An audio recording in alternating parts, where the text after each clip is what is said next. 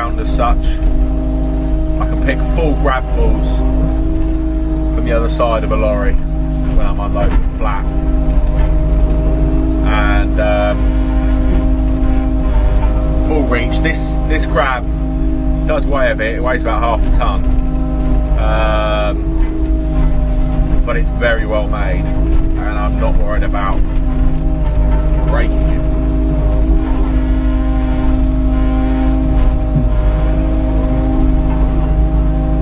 Jack's almost empty, so I'll put 1 or 2 more logs on top, and then we will head down and load up the timber deck.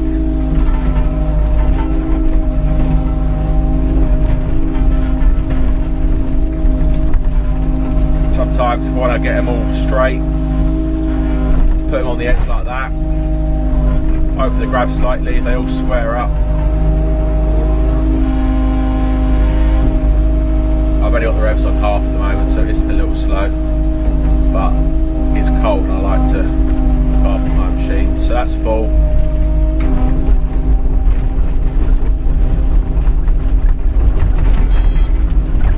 Put it in tortoise there to slow things down. This plate on the ram, the guard there, that rattles around a little bit. So that's what that noise is. I think I've almost got a trailer full to go up the oversized pile, so we'll do that after we've loaded up Jack.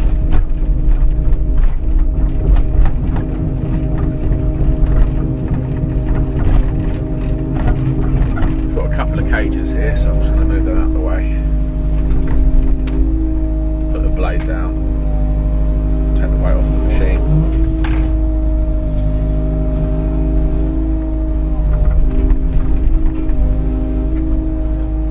Lightly pinch it, move out of the way. These ones are here because they've either got very bad bottoms, well they've both got bad bottoms. As you can see, there's no feet on that one, there's some feet on the other side. So these ones won't stack. We use these for burner fuel.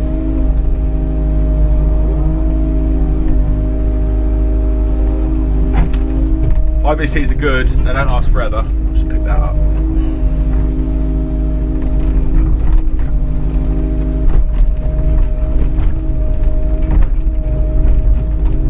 IBCs are a bit of a mess, the inserts anyway. I'm going to do a recycling run with all those. Most of them are full sawdust now. We give to local farmers to bed up their cattle or sheep. Just have a little sort out here for Jack. Straight on the deck makes life a lot easier. And also another tip that we've found out, if you can put roughly the same size timber together, there we are, blade was down a bit far. If you put the same size timber together, the less time you have to change the blade. Although the transsaw is very quick at changing the blade, the less times you have to change it, the better. So try and stack the timber in size order. I try and put all the 4 ways at the beginning and then all the 6 ways together at the back. We'll spin that round. Do try and get the fatter end towards the machine, and we also try and get the unions so they seem to fly through the better. The machine's slightly smoother when they're kind of from the bottom of the tree up, if that makes sense. So that's on the border of 4 and a 6 way. We're actually going to have to fill this timber deck right up.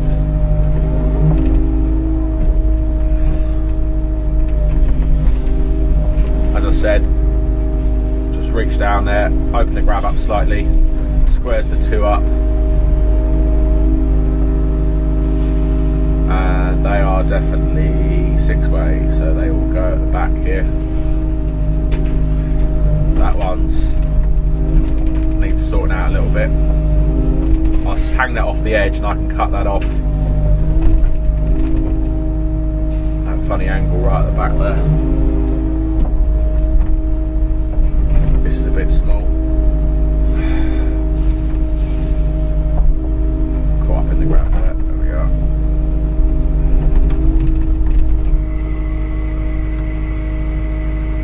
Just have to turn on the heater because we're getting a bit steamy in here. Put that on there for Jack, he won't like that. That just gets cut, that doesn't even get split, so slow going. That's a 6-way. Put that at the back. These here are all 6-way.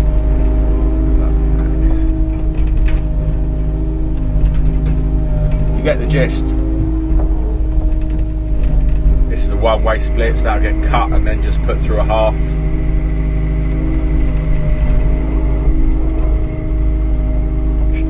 Just trying to section out, try and speed up the process. I'm in no rush here, but we are in a rush on the processor, so the easier I can make it for him, the better.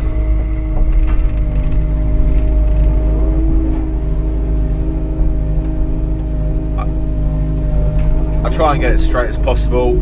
Sometimes you can't, and also you don't really want to stack it more than kind of too high. I mean, you can. I have had quite a lot of weight on this timber deck, but it just becomes very hard when you're on the processor to sort it out with the sectional fingers underneath the processor. I think I've showed you that before. You end up having to just manhandle the sections yourself.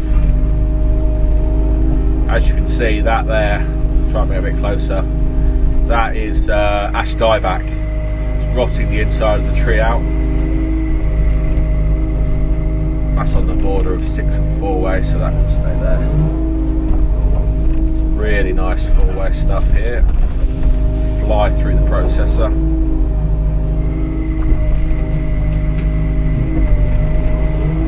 And then I think all that is 6-way. You slowly get a bit of a grade. And this last one's a 4-way.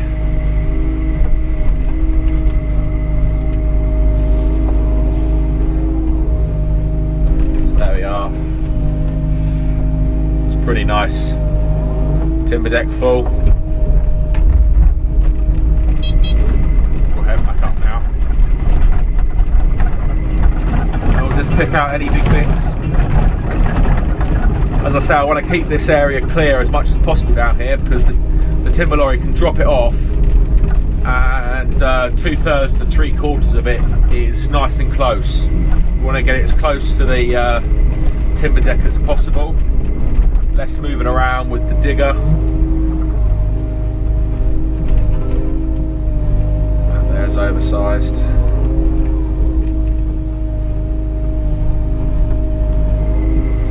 So is that. It's a bit underneath that. It's definitely a full trailer full here. I tend to say we've kind of worked out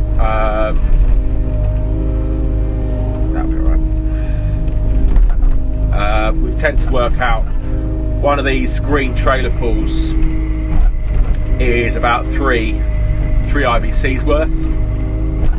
So when I'm calculating kind of what I got up the track here, we can work out how much timber we've got.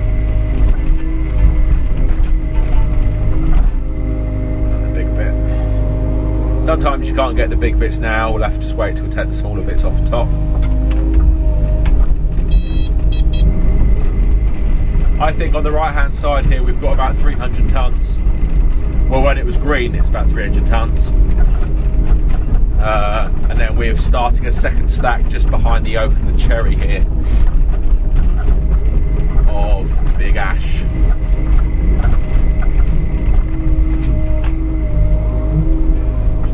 Blade down, keeps it nice and sturdy. If you bring it up to the headboard, you just half open the grab, squares it all up.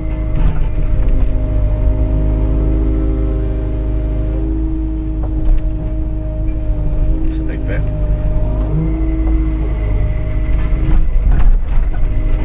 So that's 3 decent sized bits of wood there. Picking it up, no problem at all. Just trying to get it in the bolster there.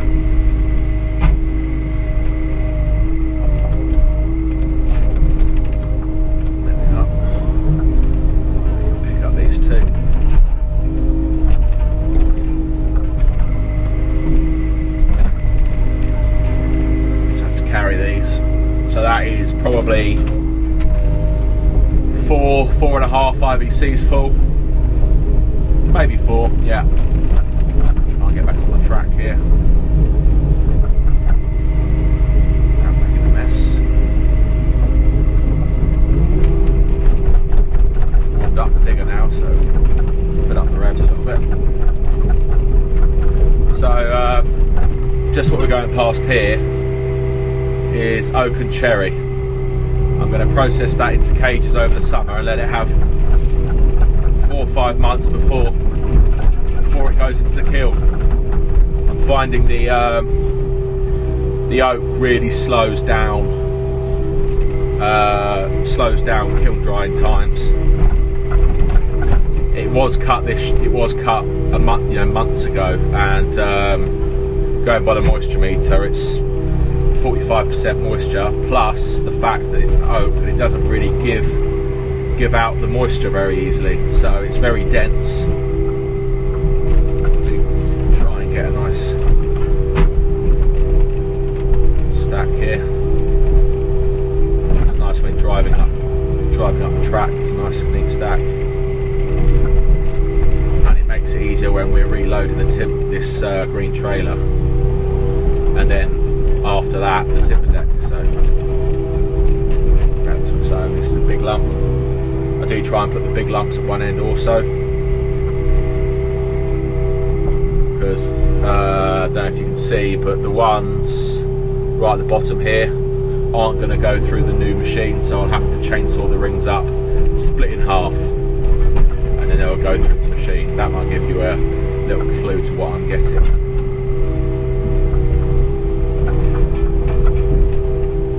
That one in the middle there probably could go through the machine currently, but it would actually. But we'll just put it up the track here. Now we're here.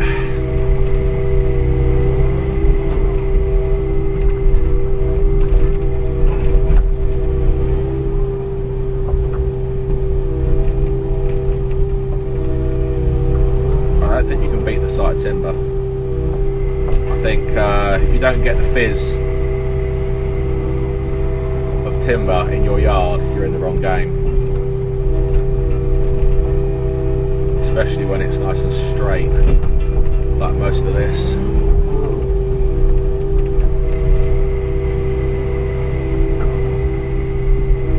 So that's another 3 to 4 IBCs worth of timber.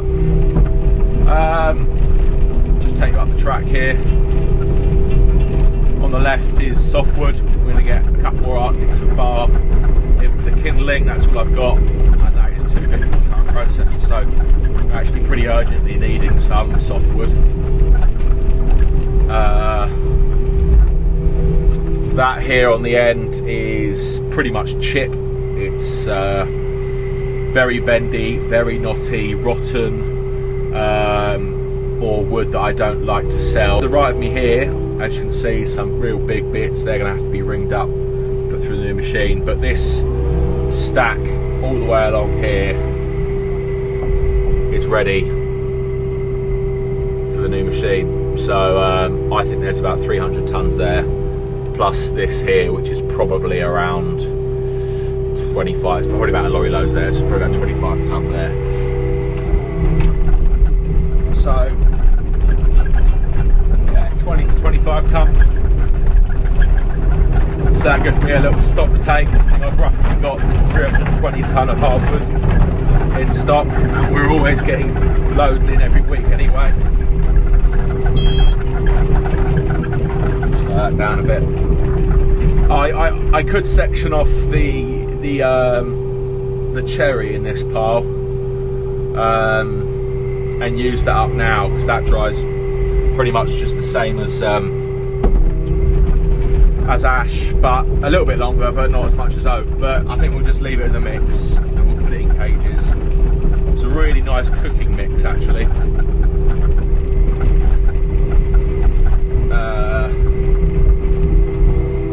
We might as well while we're here